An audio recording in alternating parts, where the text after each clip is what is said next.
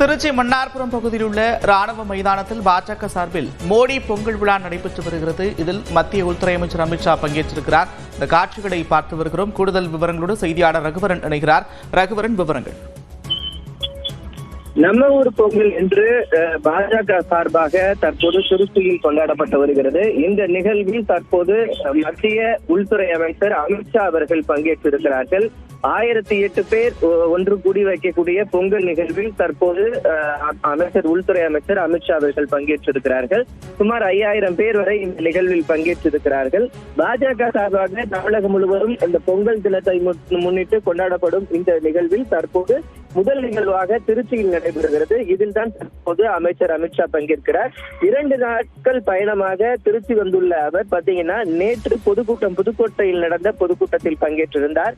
இன்று காலை திருவானைக்காவல் மற்றும் இந்த ஸ்ரீரங்கம் ரங்கநாதர் கோயிலுக்கு சுவாமி தரிசனம் செய்திருந்தார். இது ஒரு புறம் இருந்த நிலையில நேற்று பாத்தீங்கன்னா தமிழக பாஜக முக்கிய தலைவர்களுடன் ஒரு ஆலோசனை கூட்டத்திலும் அவர் பங்கேற்றிருந்தார்.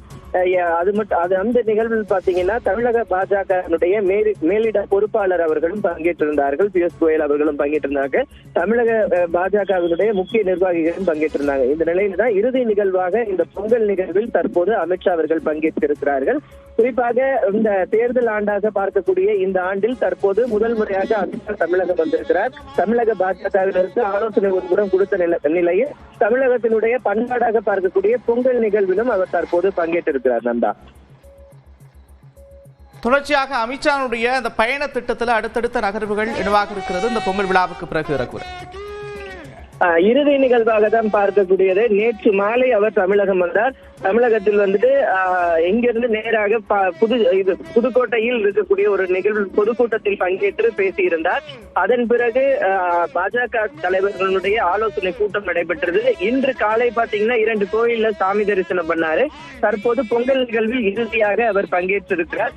இதற்கு பிறகு பாத்தீங்கன்னா கூட்டணி கட்சி தலைவர்கள் சிலரை அவர் சந்திக்கலாம் என்று எதிர்பார்க்கப்படுகிறது. ஏனென்றால் அதிமுகவினுடைய முன்னாள் அமைச்சர் SP வேலுமணி அவர்கள் திருச்சியில் தான் இருக்கிறார். அவருடன் அமித்ஷா அவர்களும் சந்திப்பதற்கான வாய்ப்பு இருப்பதாக பார்க்கப்படுகிறது. நந்தா, நிச்சயமா நீங்க குறிப்பிட்டது போல அதிமுக முன்னாள் அமைச்சர் வேலுமணி அவர் தங்கியிருக்கக்கூடிய அதே விடுதியில் தங்கியிருப்பதாகவும் தகவல் வெளியாகியிருந்தது. இந்த நிலையில் இது முக்கியத்துவம் வாய்ந்த ஒரு சந்திப்பாக இருக்கும். கூட்டணி தொடர்பாக பேச்சுவார்த்தை ஆலோசனை நடத்தப்படுவதற்கான வாய்ப்புகள் இருக்கும் என்றும் எதிர்பார்க்கப்படுகிறது. ஏற்கனவே நேற்றைய தினத்திலும் கூட சிலரிடம் அவர் கருத்துக்களை கேட்டதாகவும் கூறப்படக்கூடிய நிலையில் அடுத்த கட்ட நகர்வுகள் என்னவாக இருக்கும்? ரகுவரன், கண்டிப்பாக இந்த கூட்டணி தொடர்பான ஒரு பேச்சுவார்த்தை நடத்துவதற்கான முதற்கட்ட பேச்சுவார்த்தை நடத்துவதற்கான வாய்ப்பு இருப்பதாகவே இது பார்க்கப்படுகிறது. நேற்று அமித்ஷா அவர்களை வரவேற்க அதிமுகவினுடைய முன்னாள் அமைச்சர்கள் எல்லாம் விமான நிலையத்திற்கு வந்திருந்தார்கள். இந்த நிலையில நேற்று பாஜக தலைவர்களுடன் ஒரு ஆலோசனையை அமித்ஷா முடித்திருக்கிறார். இந்த நிலையில தான் தற்போது அதிமுக நிர்வாகிகளை அவர் சந்திப்பதற்கான வாய்ப்புகள் இருப்பதாக பார்க்கப்படுகிறது. தொடர்ச்சியாக தமிழ்நாடு பாஜக அதே போல மத்தியில் இருக்கக்கூடிய பாஜக இருவருடைய கருத்துக்களும் ஒன்றாகத்தான் இருக்கிறது. அதிமுகவில் பிரிந்து சென்றவர்களை இணைப்பதற்கான முயற்சிகள் நடப்பதாக தகவல் வெளியாகிட்டு வரக்கூடிய சூழல்ல மீண்டும் கூட்டணியில், அதாவது பாஜக கூட்டணியில் தொகுதி பங்கீட்டில் அவர்களுக்கான இடங்களை ஒதுக்குவார்கள். இப்படி பல விஷயங்கள் வெளிவர தொடங்கியிருக்கிறது. என்னவாக இருக்கும் அடுத்த கட்ட நகர்வு? அடுத்த கட்ட நகர்வுகளை பொறுத்த வரைக்கும் மேலிட பொறுப்பாளர்களுக்கு சில ஆலோசனையை அமித்ஷா அவர்கள் வழங்கியிருப்பதாக பார்க்கப்படுகிறது. ஏன்னா முதல் முறையாக ஆண்டின் தொடக்கத்திலேயே மேலிட பொறுப்பாளர் மாற்றப்பட்டு பியூஷ் கோயல் அவர்கள் நியமிக்கப்பட்டார். அவர் நியமித்த பிறகு முதல் வருகையாக அமித்ஷாவினுடைய வருகை இருக்கிறது. அமித்ஷா வருகை ஒவ்வொரு தடவையும் பாத்தீங்கன்னா சென்னையில நடந்த போதும் சரி, மதுரையில நடந்த போதும் அதன் பிறகு சில மாற்றங்கள் கூட்டணியில இருக்கிறத பார்க்க முடியும். சில கூட்டணி கட்சிகளுக்குள்ள சில சமரசங்கள் ஏற்படுவதையும் நம்ம பார்க்க முடியும். அதன் அடிப்படையில் தற்போது அவர் நேற்று வழங்கியிருக்க ஆலோசனைக்கு பிறகு இந்த நிர்வாகிகளை அதிமுக நிர்வாகிகளை சந்திக்குமையானால் அதில் சில மாற்றங்கள் ஏற்படுவதற்கான வாய்ப்புகள் இருப்பதாகவே பார்க்கப்படுகிறது. ரகுவரன், நீங்க குறிப்பிட்டதை போல அதிமுகவில் இருந்து பிரிந்து சென்றவர்கள், குறிப்பாக முன்னாள் முதலமைச்சர் ஓ பன்னீர்செல்வம் உள்ளிட்டவர்கள் கூட 1 மாதம் கெடு அதற்கு பிறகு தனி கழகம் அறிவிக்கப்படும் இப்படியெல்லாம் கூட சொல்லியிருந்தார். தாவேக கூட்டணிக்கு செல்வாரா என்ற எதிர்பார்ப்பு எழுந்த நிலையில் அதற்கு திட்டவட்டமாக ஒரு மறுப்பு தெரிவித்திருந்த காட்சிகளையும் நாம் பார்த்திருந்தோம். தற்போது மேலும் அவருடைய விருப்பம் என்டிஏ கூட்டணியில் இணைவதாக இருக்கலாம் என்ற யூகங்களும் இருக்கிறது. அந்த வகையில் பாஜக என்ன மாதிரியான முடிவை எடுக்கும் என்று எதிர்பார்க்கலாம்? பாஜகவினுடைய எதிர்பார்ப்பு அனைத்தையும் ஒன்றிணைக்க வேண்டும் அப்படின்னு தான் அவங்களுடைய தலைவர்கள் பேசுறத பார்க்க முடிகிறது. ஏற்கனவே அமமுக அந்த கூட்டணியில் இருந்ததுதான். இந்த அமமுகவினுடைய பொதுக்குழுவும் பாத்தீங்கன்னா செயற்குழுவும் இதுல நம்ம தஞ்சாவூர்ல நடைபெற்றுக் கொண்டிருக்கிறது.